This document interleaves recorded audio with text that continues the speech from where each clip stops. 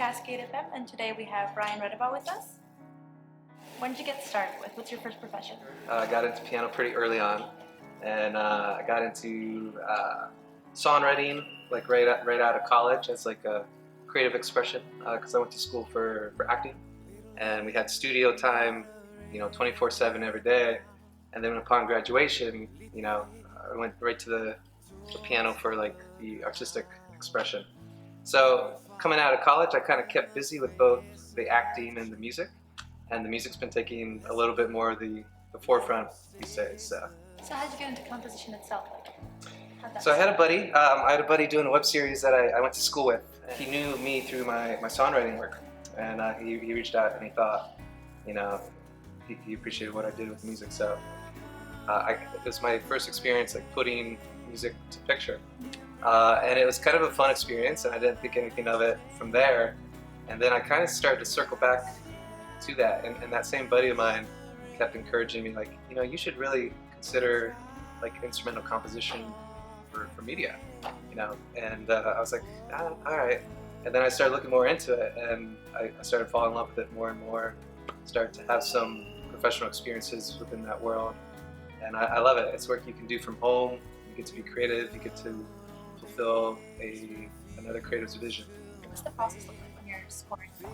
So you often get a rough cut of the film, and you have a dialogue with the creative team, the director, and you get to kind of chat about what their vision is for the film, what they're looking to do with the music. So you kind of you have a spotting session where you determine where the music should be, what its purpose and function should be.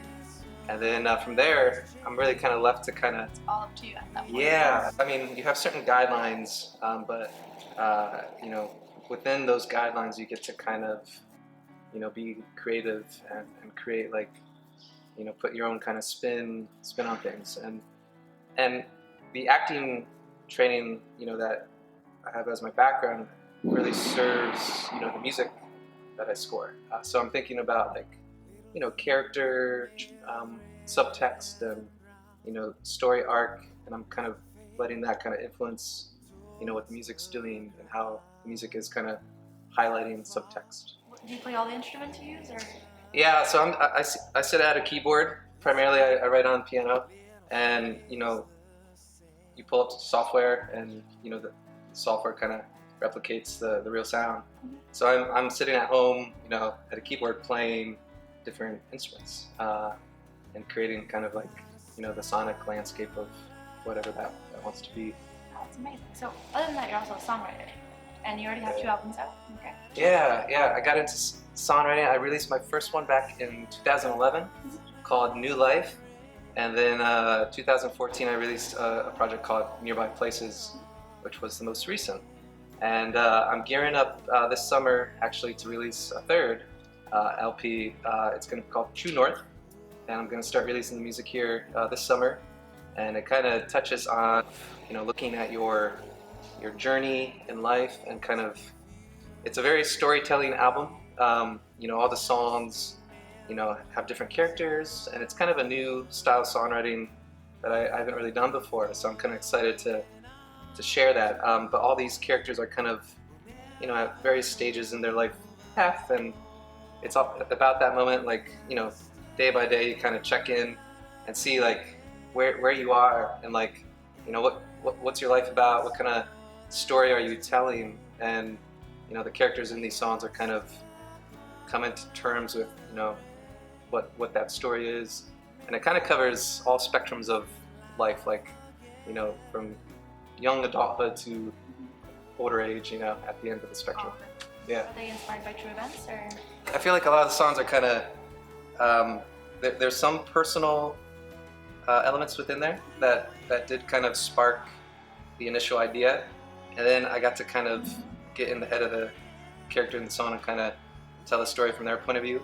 But I feel like they all do, in a way, kind of spin back to something that was personal, or something, not necessarily something I've lived through, but something that I can connect with, or something more universal, maybe.